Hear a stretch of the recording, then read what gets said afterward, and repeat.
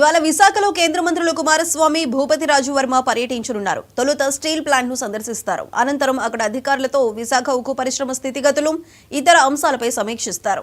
ఆ తర్వాత ఉద్యోగ, కార్మిక సంఘాలతో భేటీ అవుతారు. ఇటీవల కేంద్రం స్టీల్ ప్లాంట్ కోసం 11,400 కోట్ల ప్యాకేజీని ప్రకటించింది.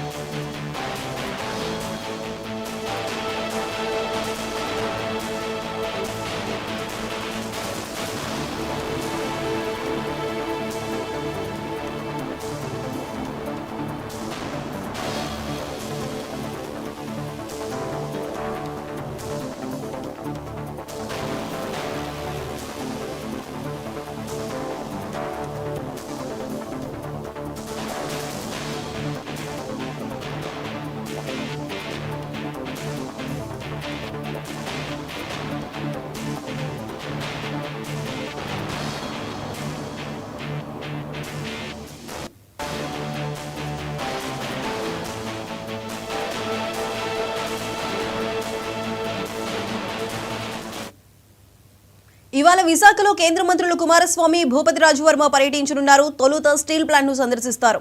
అనంతరం అక్కడ అధికారులతో విశాఖ ఉక్కు పరిశ్రమ స్థితిగతులు, ఇతర అంశాలపై సమీక్షిస్తారు. ఆ తర్వాత ఉద్యోగ, కార్మిక సంఘాలతో భేటీ అవుతారు. ఇటీవల కేంద్రం స్టీల్ ప్లాంట్ కోసం 11,400 కోట్ల ప్యాకేజీని ప్రకటించింది.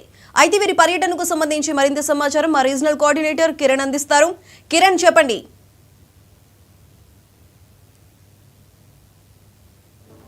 కర్మాగారానికి 11,440 కోట్లు మంజూరు చేసిన నేపథ్యంలో ఉత్తరాంధ్ర వాసుల్లో సర్వత్రా హర్షం వ్యక్తమవుతుంది. ముఖ్యంగా మనం చూసుకున్నట్టయితే గత 3 సంవత్సరాల నుంచి కూడా విశాఖ కర్మాగారం నష్టాల బాట పట్టిన నేపథ్యంలో కేంద్ర ప్రభుత్వం ప్రైవేటీకరణ దిశగా అడుగులు వేస్తున్న నేపథ్యంలో కార్మిక సంఘాలు, ఉద్యోగులు పెద్ద ఎత్తున ఆందోళనలు, నిరసనలు, రిలే నిరాదీక్షలు చేస్తున్న సంగతి మనకు తెలిసిన ఈ నేపథ్యంలో ఎట్టి పరిస్థితుల్లోనూ కూడా కేంద్ర రాష్ట్ర ప్రభుత్వాలు స్టీల్ ప్లాంట్ ప్రైవేటీకరిస్తే ఒప్పుకోమంటూ పెద్ద ఎత్తున ఆందోళన చేసిన సంగతి తెలిసిందే. ఈ నేపథ్యంలో కేంద్ర ప్రభుత్వం ఒక్కసారిగా ఇటీవల ఏదైతే 11,000 కోట్ల రూపాయలను మంజూరు చేసిన నేపథ్యంలో స్టీల్ ప్లాంట్ ని ఈ రోజు మొట్టమొదటిసారిగా గతంలో ఒకసారి కేంద్ర మంత్రి అయినటువంటి కుమారస్వామి, భూపతిరాజు శ్రీనివాస వర్మ పర్యటించారు. తాజాగా మనం చూసుకున్నట్టయితే ప్రప్రథమంగా కేంద్రం ప్యాకేజీని ప్రకటించిన తర్వాత ఫస్ట్ టైం వీళ్ళు విశాఖ చేరుకుని ఇక్కడి నుంచి స్టీల్ ప్లాంట్ కు వెళ్తారు. మరి కాసేపట్లో విశాఖ విమానాశ్రయానికి తిరుపతి నుంచి వచ్చినటువంటి కుమారస్వామి, అదేవిధంగా భూపతిరాజు శ్రీనివాస వర్మ విశాఖ స్టీల్ ప్లాంట్ ను సందర్శించనున్నారు.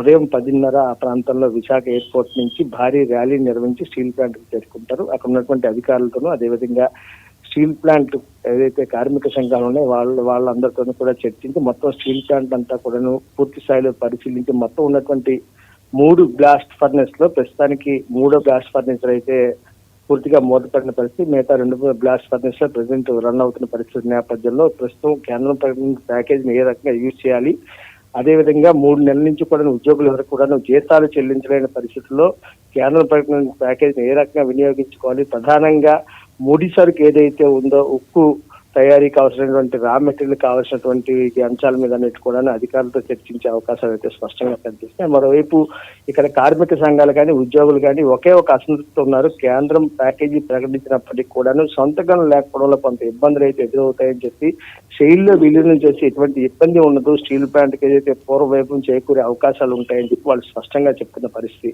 అయితే ఈ రోజు కేంద్ర మంత్రుల పర్యటన నేపథ్యంలో ఈ అంశాలే ప్రధానంగా ప్రస్తావనకు వచ్చే ఛాన్స్ ఎక్కువ అవుతున్నాయి. శైలిలో విలీనం చేయాలి, అదేవిధంగా సొంత గనులు కేటాయించాలన్నటువంటి ప్రధానమైనటువంటి 2 డిమాండ్లు అయితే మాత్రం కేంద్ర మంత్రుల నోటీస్ కి వచ్చే అవకాశం అయితే కనిపిస్తుంది. దీని మీద కేంద్ర ప్రభుత్వానికి వస్తున్నటువంటి శ్రీనివాస వర్మ కానీ, మరోవైపు కుమారస్వామి కానీ ఇదే అంశాన్ని కేంద్రం దృష్టికి తీసుకెళ్లిన నేపథ్యంలో కేంద్రం ఎటువంటి నిర్ణయం తీసుకునే ఉంటుంది అనే ఆలోచన మాత్రం సర్వత్రా వ్యక్తమవుతున్న పరిస్థితి. మొత్తం మీద మనం చూసుకున్నట్టయితే కేంద్ర మంత్రులు ఒకసారిగా స్టీల్ ప్లాంట్ పర్యటిస్తున్న నేపథ్యంలో స్టీల్ ప్లాంట్ ఎట్టి పరిస్థితుల్లో కూడా ప్రైవేటీకరణ దిశగా ఉండకూడదు, ఆ ఆలోచన విరమించుకోండి అని చెప్పి నిన్ననే మనం చూస్తే చెప్పొచ్చు.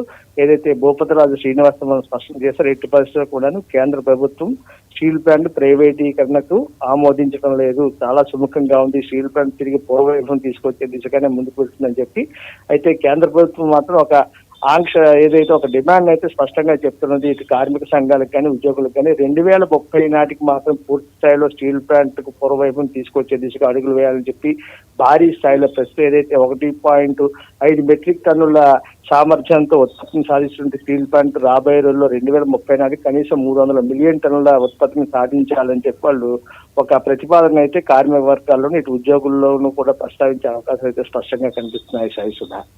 Right Kiran, thank you.